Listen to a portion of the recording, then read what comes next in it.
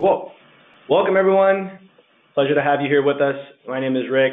We are Key Lime Interactive, and we'd love to introduce you to the next 30 minutes, what we'd like to talk about, having the DTVR talk. I'd like to introduce my colleagues. To my right here, this is Levi Warble, our VR wizard. To my far right is Eugene Santiago, the Vice President of User Research. Myself, I'm Rick, Senior Researcher and Strategist here at Key Lime Interactive. I want to toss it over to Eugene now. Sure. Thanks, Rick. So we'll get straight into it, and we'd like to start off with the question, what makes a VR experience successful? We may all have some ideas, but is it the environmental fidelity that makes it a success? Is it how real the characters are? And we wanted to run a quick poll here and get some feedback from the audience of which of the two photos that are on the screen here is the real photo, which one is not 3D rendered. So we'll give you guys a chance to fill that out quickly.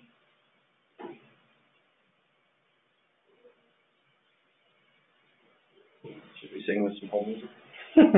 Like Jeopardy. Jeopardy music would be great. I'll spare you my rendition.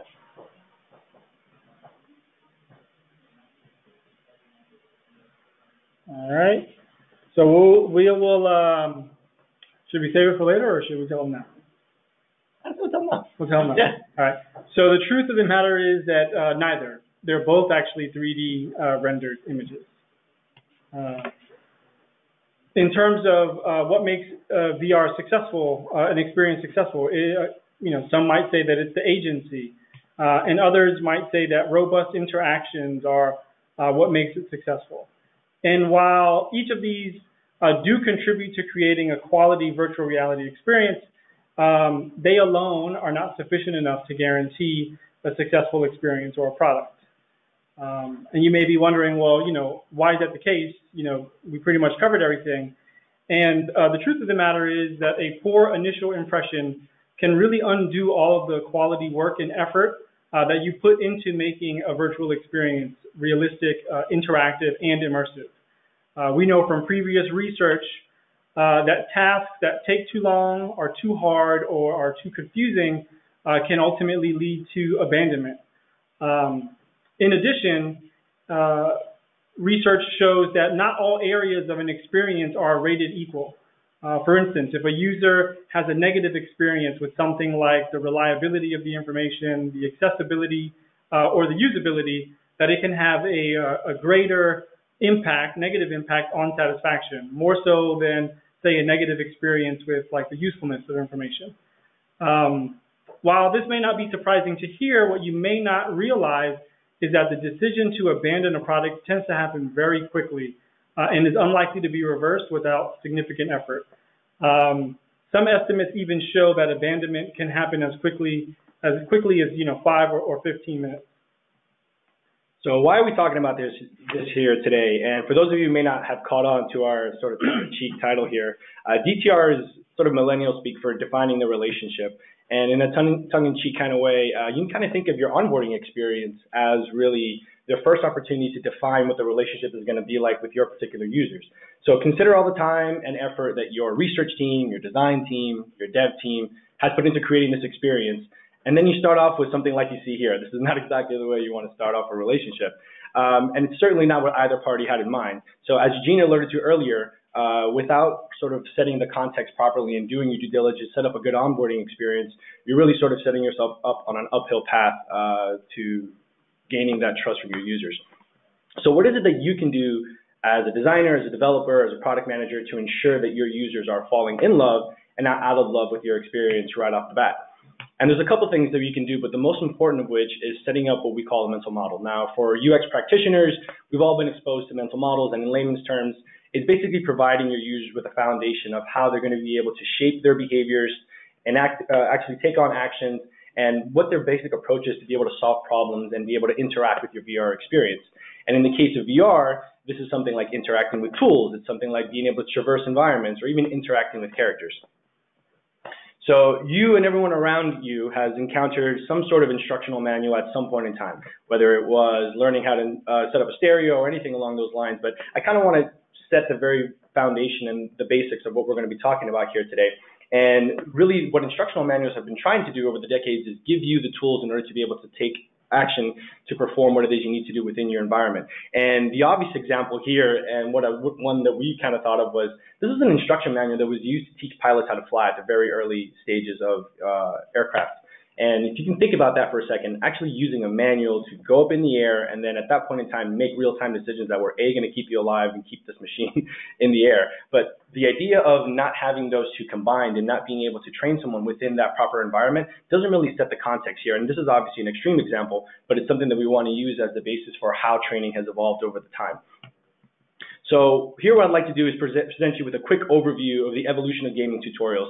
And we're using gaming as an example here just because of the fact that it's one of the most popular, and it's one that we as sort of digital savants in general and people who have encountered different digital interactions have probably been exposed to at some point in time. And if you look to the far left, it's sort of that instructional book manual, and you can imagine what this experience must be like. It's totally devoid from the experience. You don't really have an opportunity to interact with it in real time, and you can almost think of this as some of the very, very, very basic fundamentals of how to teach people how to interact with digital interfaces.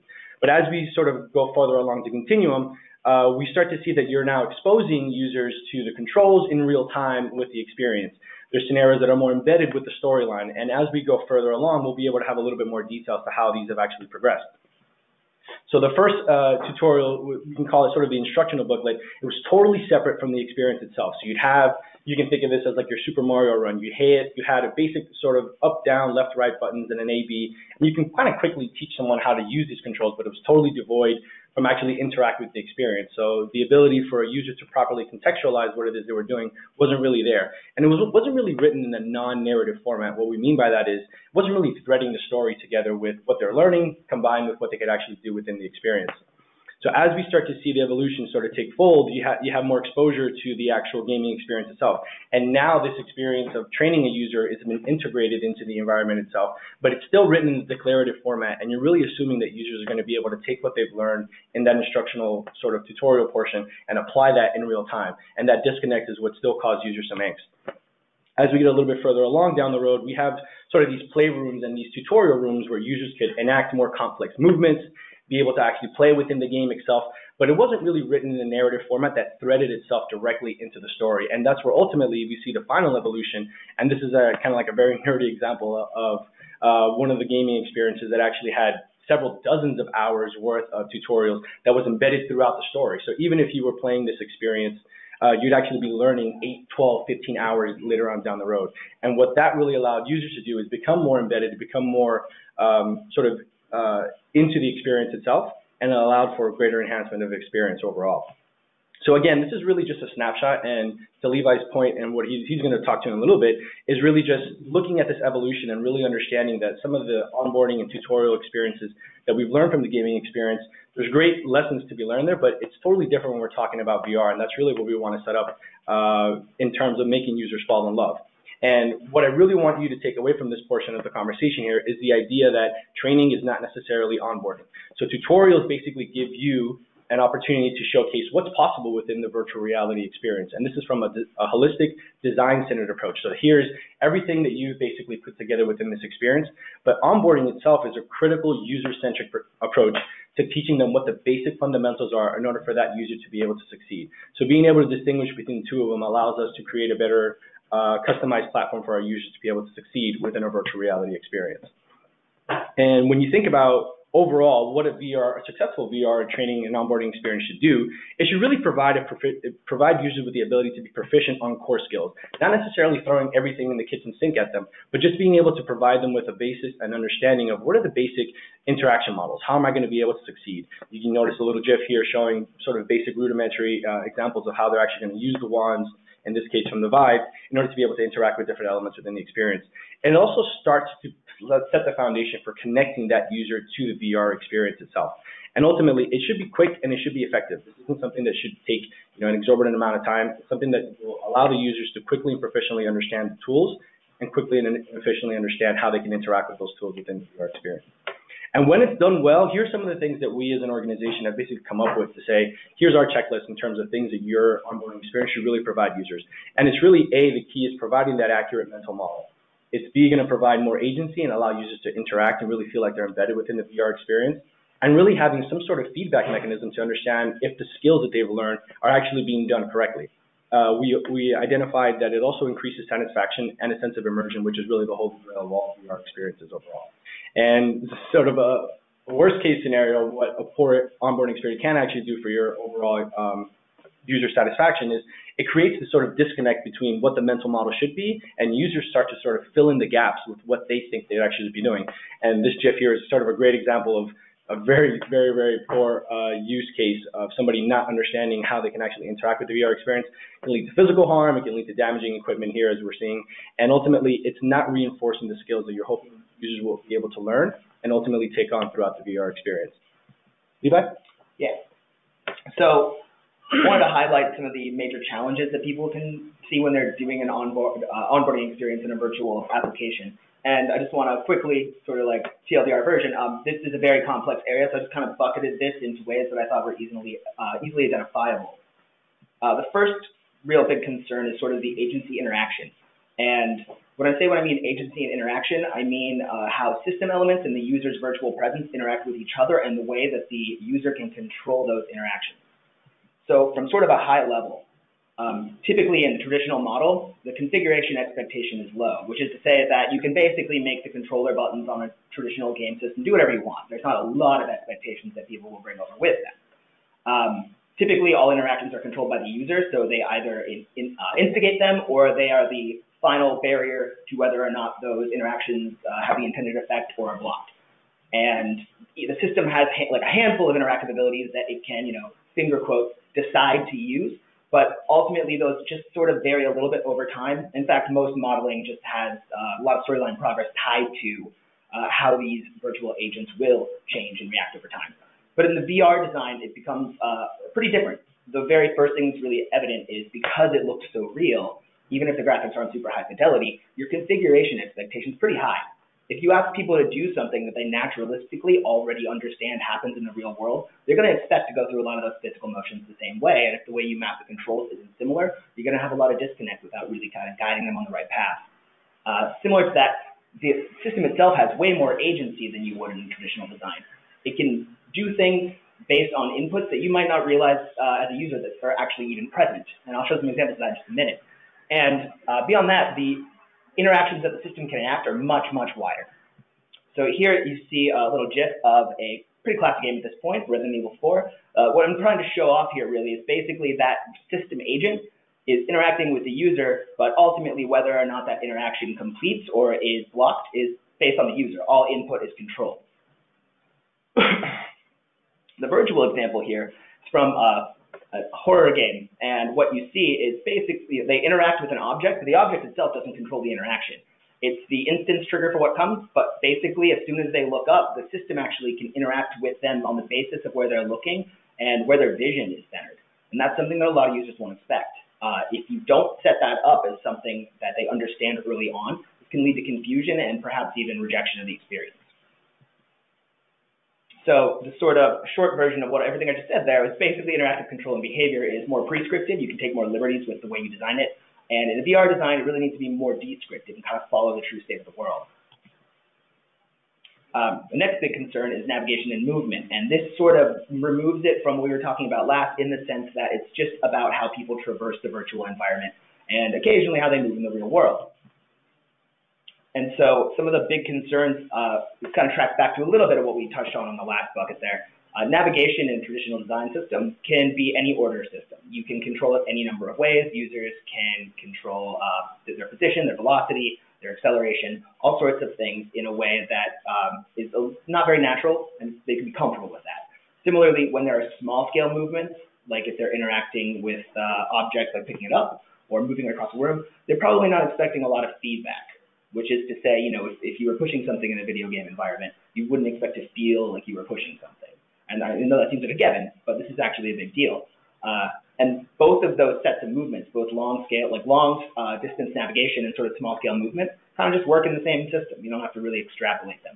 But in the VR design, navigation should pretty much always be low order. In fact, this is one of the big causative agents of what you may have heard of as sim sickness. When that when what they're doing physically does not map with what the navigation or movement in the VR is telling them is happening, then this mismatch can really lead to nausea. Small-scale movements also are expected to have more feedback. So because they're so much closer to their perceptions of the virtual environment, they have expectations about how interactions should feel, even if from a logical perspective, they would know that it's not physically there. The expectation is perceptual. And lastly, moving both short and long distances is no longer sort of integrated. They're separate. So the user actually has to understand the different models of short scale versus like large scale movement. And so a sort of good example of this is these virtual pool games. I mean, they're not super popular, but you've probably seen a couple of these. And this is a PC-based one, so you can see the perspective is pretty naturalistic, but nobody's actually leaning on their desk to take the shot, you know? If you see the VR version here, you can see this user fundamentally misunderstanding the interaction model because it looks real enough that he's expecting the table to break his fall. So he's expecting a first order system, he's getting a second order system, he is not controlling his acceleration, and he face plants. Now, if you just set up expectations about what is and is not there and how you can interact with it in terms of physical movement, then that will really prepare your users to have a much better experience that will be much more effective. And so, in short, realistic feedback mechanisms and the systematic order of movement in traditional environments is just different than VR because in VR it needs to be low order and realistic. And sort of lastly, and I think this is one that people are very aware of, is the sensory perceptual element of this all. And this does tie back to a lot of things, but in particular here I'm talking about it from sort of a high level, like internal version of this. So we're kind of separating it from the inputs right now. And the way that this differs again is the perspective, as you probably well know, is distal from the virtual presence. So you are not seeing from the perspective of your virtual character in a traditional game. Similarly, because you're looking at a TV screen, the area of your eye that picks up detailed data, like incoming data, the fovea, can cover a far wider range, so you're getting more data in. It's data rich. In VR, because it's more natural, you are very proximal to your virtual presence, and so you sort of migrate into ownership of that virtual body. And that comes with consequences in terms of like instinct and reflex. If you don't set up expectations, that can go badly, as you will see, of course, in a minute. Similarly, because the fovea always has a set range of the data it can take in, when you put someone in a virtual environment, even neglecting looking up and looking down, you've multiplied the number of data channels they can sample from by 24 at least. So data becomes much, much more limited. So this is just sort of like an exploration game, someone's coming through the door, like they kind of reorient their attention. But if you were looking at this on a computer screen, nothing's really going to shock you too much about that. You have a lot of time to react and you can think very tactically. But if you see here, this young woman playing a similar game with a similar interaction is so overwhelmed by just the perceptual elements of the thing approaching her that she has a very naturalistic stress reaction. And while that might be something you're going for in your experience, which is totally fine, you just need to prepare your users to understand it's going to happen, because if they don't, they're going to break their headset. So that sort of brings us back to the high level TLDR version, traditional design. You're further from the virtual presence, a very data-rich visual environment because you can sample more. On the other hand, in VR, you're much more proximal, you're closer to the virtual presence, and that data is limited. So, yeah, here's a good little overview here. You want to screenshot that for your own record? Right, and I guess to recap some of the things that Levi was talking about, and from our perspective as researchers, the challenge for really creating an adequate onboarding experience is, from your perspective, is really seeing the forest for the trees, or you can't really see the forest because of the trees. The idea of being too close to the development cycle means that you, as an organization, have a good understanding of how things are supposed to work from a design and sort of internal perspective, but really bringing in someone that has that perspective and understanding of what it is that is the minimal requirements in order for a user to be able to succeed within the experience is something that we as researchers really believe strongly about. And the idea of being quality designers, quality engineers and developers really instills subject matter expertise in being able to develop a fantastic VR experience, but it doesn't necessarily make individuals sort of proficient in some of the research qualifications that an organization can actually bestow upon someone else. And it's the idea of understanding basic human psychology. Levi went into a little bit of detail about understanding some of the mental orders in order for you to be able to pick up these experiences and how the actual mental model can map back to that. And organizations like us have prided ourselves on being able to understand what those fundamentals are in order for you to be able to create that experience.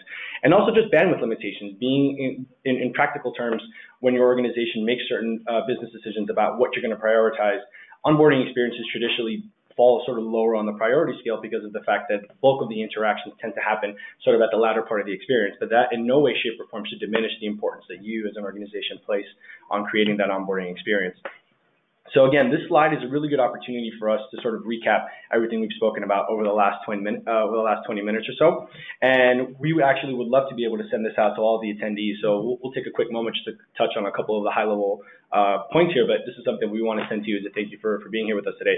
But really sort of starting from the top, an understanding of how you can make this onboarding experience a success is really just doing a quick sanity check and trying to remove yourself from the equation, understanding, are we really providing a better understanding and a clear understanding of all the aspects in terms of the experience, in terms of how the users are actually going to process some of the interactions that we place within the virtual environment, and understanding if we've provided them with an accurate mental model of how to interact with these different components.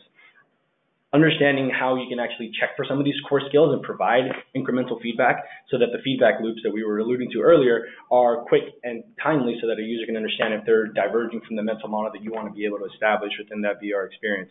And sort of jumping down to the bottom and understanding how to integrate all of these approaches in a sort of an all-encompassing and in a narrative format that threads the story together between what they're actually learning from the onboarding experience together with how that feeds back into the narrative format of your VR experience. And again, we alluded to this before, gaming experience is something that we use as an example, but this is totally applicable to any other scenario, whether you're training for something in the healthcare field, whether you're going through K through 12 education.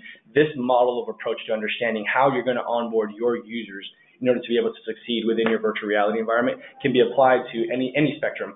And it's really something that we believe strongly will allow you to provide a more actionable and curated content within your onboarding experience. So sort of recapping, there's a lot that you need to do in order to set the mood for this first state that we've been alluding to. And taking care of these areas is something that we understand can be a challenge. And I want to toss it over to Eugene, who sort of talks a little bit more about the KLI approach to be able to take on this challenge. Cool. Thanks, Rick. Mm-hmm. So in terms of the experience that we've had working hands-on directly with VR experiences, we tend to look at that experience and break it up into these three elements. So sort of starting at the base, the structural and foundational element. Here we're really sort of asking the question, does it match the necessary and sufficient conditions to satisfy the developer's intended goals in regard to functionality? The second layer here, the psychological and interactive, we're asking the question, does it match the necessary and sufficient conditions to satisfy the intended goals in regard to understanding of and interaction with the product? And then the third layer here, the aesthetical and narrative, is, does it match the necessary and sufficient conditions to satisfy the intended goals in regards to the story that is trying to be told? From our end, again, this is a specific area of interest for us, but we also have sort of the necessary collection of intellectual capital to be valuable to organizations that are doing this undertaking. So whether it's experts specifically in usability and psychology and VR application design, we have resources that are competent in those areas. In terms of our offerings as it relates to VR research, we run the gamut everywhere from rapid assessments, which I'll get to in a moment, where we've got heuristic evaluation sort of set up and ready, for use off the shelf almost to an extent, to much longer term where we place resources on site for a longer period of time. Actually, the two of the gentlemen here to my left have both been on assignment in those specific instances as it relates specifically to VR research. And then sort of the third approach here is assistive, where we can, in a more consultative way, help identify various research constructs and helping you sort of develop solutions that meet your specific needs, sort of based on where you are. And I won't necessarily get into any details here, but wanted to just sort of give you a sense of the different layers that are available. Again, specifically for onboarding, Levi, Rick, and myself have actually created a heuristic analysis that can be used. It's lightweight, it's rapid. We can turn around pretty much in a week.